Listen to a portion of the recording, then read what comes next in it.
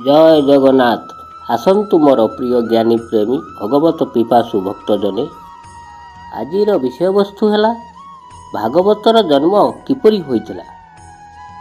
भागवतर श्लोक गुड़िक कहार मुख निसृत बाणी थिला। द्वितीय शुणिबा महापुरुष जगन्नाथ दासंकर 12 स्कंदर ओडिया भागवतर सारांश। प्रथम स्कंदरु द्वादश स्कंद पर्यंत संक्षिप्त विवरणी।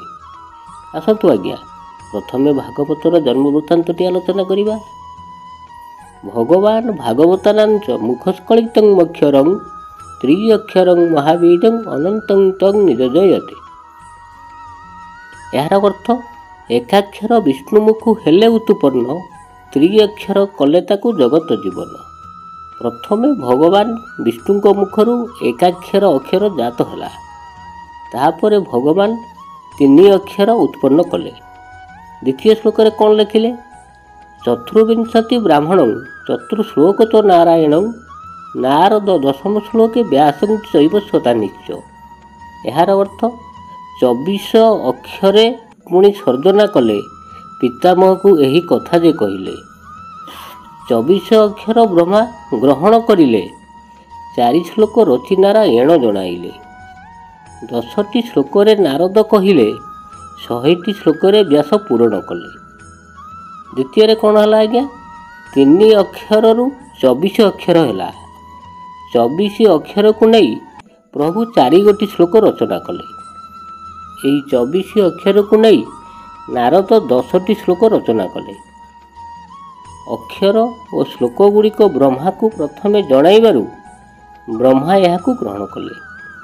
24 अक्षर 10टी श्लोक धरी व्यासदेव 100 श्लोक रचना कले। यही 100 श्लोक को धरी व्यास 1800 श्लोक लेखन कले। तृतीय श्लोकटी हेउछि कोन? अष्टादश सहस्रेषु कृत्या सत्यवती सुत सुकाभ्य मुनिपदेशन परिचित निज जयते।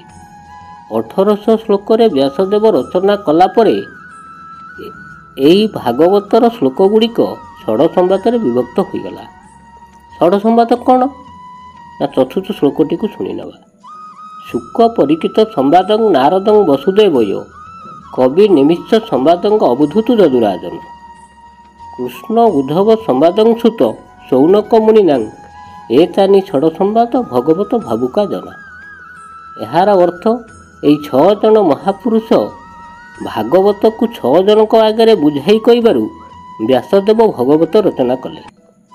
शुकदेव परीक्षित आगरे, नारद मुनि वसुदेव आगरे, कवि निमिक आगरे, अवधूत यदुराजन आगरे, भगवान कृष्ण उद्धव आगरे, सूत मुनि सौनक आगरे यही षड संवाद भागवत रचना करागला।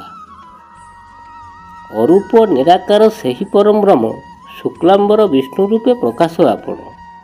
मुखुजात अक्षरु एही प्रभुंकर भागवत जन्म है पड़ती सकल।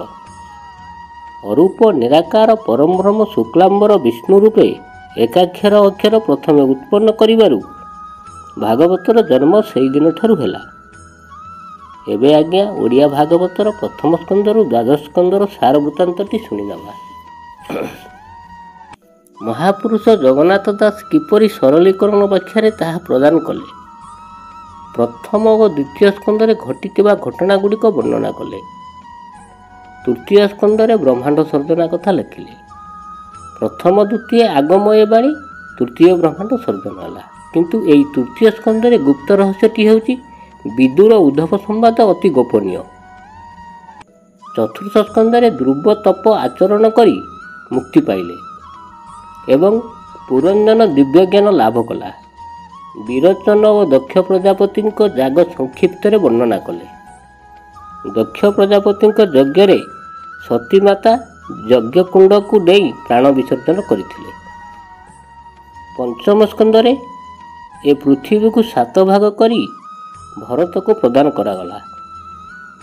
7 भागरु 1 भाग भरत आनी भारतवर्ष नाम नामित कले। षष्ठ स्कंदरे अजामिल पापी अंतिम काल रे तार पुत्र नाम को अंतर हृदय नारायण नारायण डाकी मुक्ति पाईगले। सप्तम स्कंदरे ଭକ୍ତ ପ୍ରହ୍ଲାଦ ଜନ୍ମ ହୋଇ ପରମ ବିଷ୍ଣୁ ଭକ୍ତ ଥିଲେ। ପୁତ୍ର ପ୍ରହ୍ଲାଦଙ୍କ ଭକ୍ତିରେ ବିଷ୍ଣୁ ନୃସିଂହ ରୂପରେ ଅବତାର ହୋଇ ପ୍ରହ୍ଲାଦଙ୍କ ପିତା ହିରଣ୍ୟାକ୍ଷକୁ ନିଧନ କରିଥିଲେ। ଅଷ୍ଟମ ସ୍କନ୍ଧରେ ସମୁଦ୍ର ମନ୍ଥନ ବିଷୟ ବର୍ଣ୍ଣନା କଲେ। ସମୁଦ୍ର ମନ୍ଥନ ପରେ ପରେ ଗଜ ଓ କୁମ୍ଭୀରଙ୍କ ମଧ୍ୟରେ ଯୁଦ୍ଧ ଲାଗିଗଲା। ପ୍ରଭୁ କୁମ୍ଭୀରକୁ ଚକ୍ର ଦ୍ୱାରା ନିଧନ କରି ଗଜକୁ ଉଦ୍ଧାର କରିଥିଲେ। ନବମ ସ୍କନ୍ଧରେ ପୁରାଣ ଓ ଶାସ୍ତ୍ରରେ ଲେଖାଥିବା ବଂଶାରୁ ଚରିତ୍ର ବର୍ଣ୍ଣନା କଲେ। ଏହି ଦଶମ ସ୍କନ୍ଧରେ ଭଗବାନ ଶ୍ରୀକୃଷ୍ଣ ଜନ୍ମକଥା, ତାଙ୍କ ବାଲ୍ୟଲୀଳା, ଗୋପ ମଥୁରା ବିଷୟଟି ଲିପିବଦ୍ଧ କଲେ।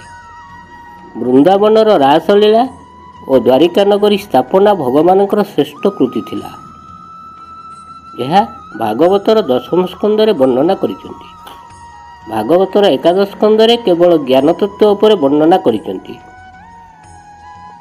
ଉଦ୍ଧବକୁ ଭଗବାନ ଶ୍ରୀକୃଷ୍ଣ ଦିବ୍ୟଜ୍ଞାନ ପ୍ରଦାନ କରିବା ସାଥେ ସାଥେ ବିଶ୍ୱରୂପ ଦର୍ଶନ କରାଇଛନ୍ତି। ଦ୍ୱାଦଶ ସ୍କନ୍ଧରେ ଆଗତ ଭବିଷ୍ୟମାଳିକାରେ ବର୍ଣ୍ଣନା ଅତି ସରଳୀ ଭାଷାରେ ବୁଝାଇଛନ୍ତି। ପ୍ରଥମ ସ୍କନ୍ଧଠାରୁ ଦ୍ୱାଦଶ ସ୍କନ୍ଧ ଯାଏ ଶୁକଦେବ ମୁନି ରାଜା ପରୀକ୍ଷିତ ଆଗେ କହିଲେ।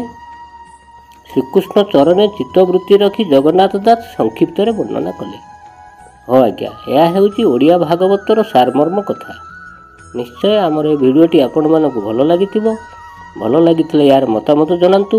ଏଇଠାରୁ ଆମ ଆଲୋଚନାକୁ ଶେଷ କରିବା। ବିଦାୟ ଦିଅନ୍ତୁ। ନମସ୍କାର। ଜୟ ଜଗନ୍ନାଥ।